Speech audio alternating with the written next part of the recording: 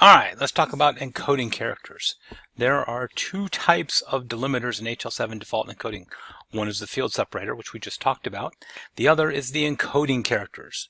They are the second field in the MSH segment, and they fall between the first two occurrences of the field separator. In other words, field 1 is the first field separator, and then field 2 is everything from that to the next field separator.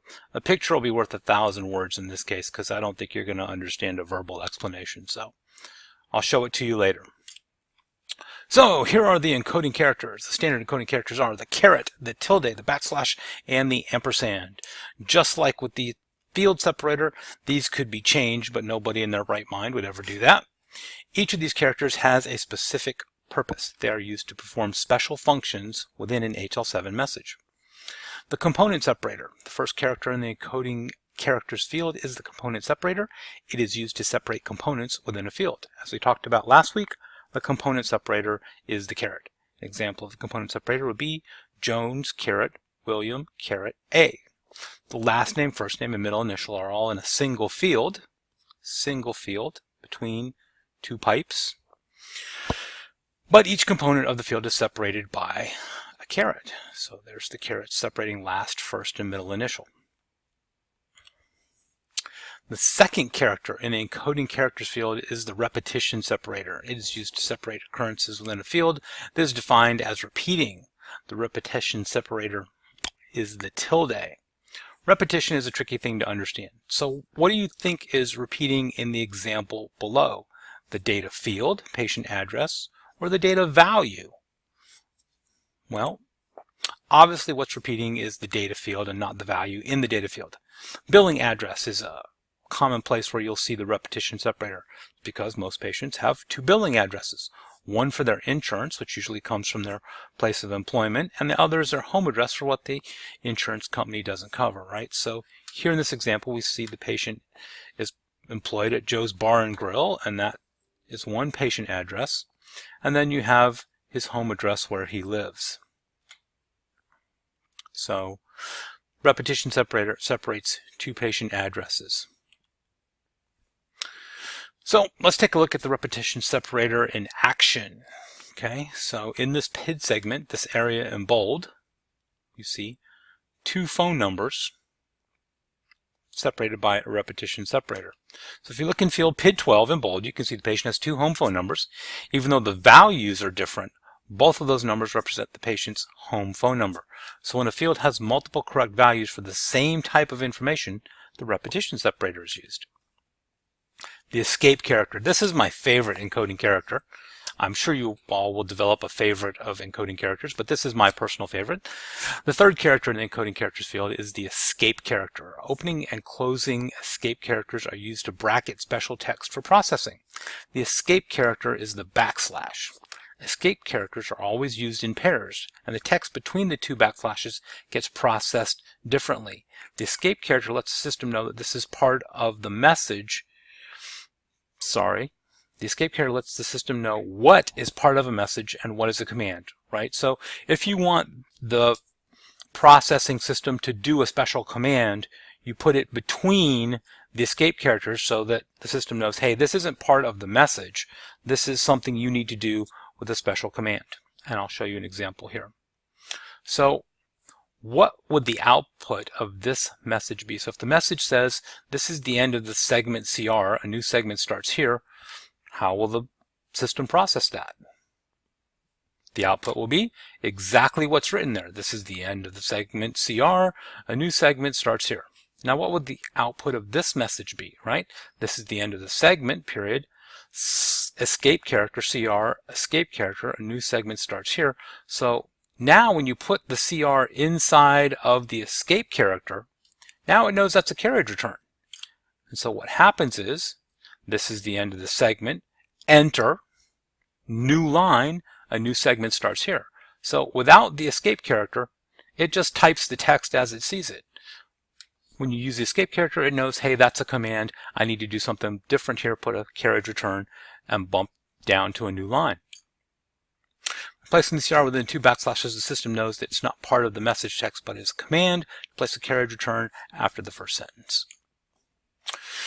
Escape character can be used anytime you want the system to do something with the message, or if you want to use a special character in a message.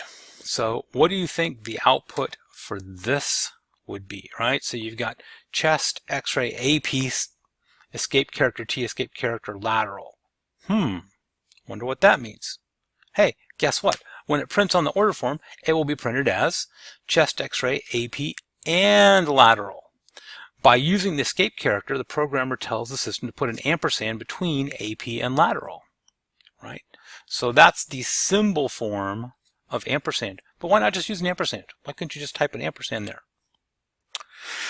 The subcomponent separator, the fourth character in the encoding character fields, is the subcomponent separator. It's used to separate subcomponents within a component, and the subcomponent separator is the ampersand. The ampersand is one of the special encoding characters. When you see that, it doesn't mean and. It means do something different. It means, hey, we have components inside of components, or subcomponents that need to be separated. Right? So this is a field, PID A. Right? So PID 1 equals A. When a field has more than one component, it gets separated by a caret. Right? So if we want more than one component in this field, A and B, we'll have PID1.1 be A, and we'll separate that with a caret, and PID1.2 will become B. When a component needs to be separated, an ampersand is used. Okay? So here you have PID, right? And now you have components between the two carets, and they're being separated by the ampersand, right? So this is a field with one component. This is a field with two components, and those components are being separated by the component separator, the caret.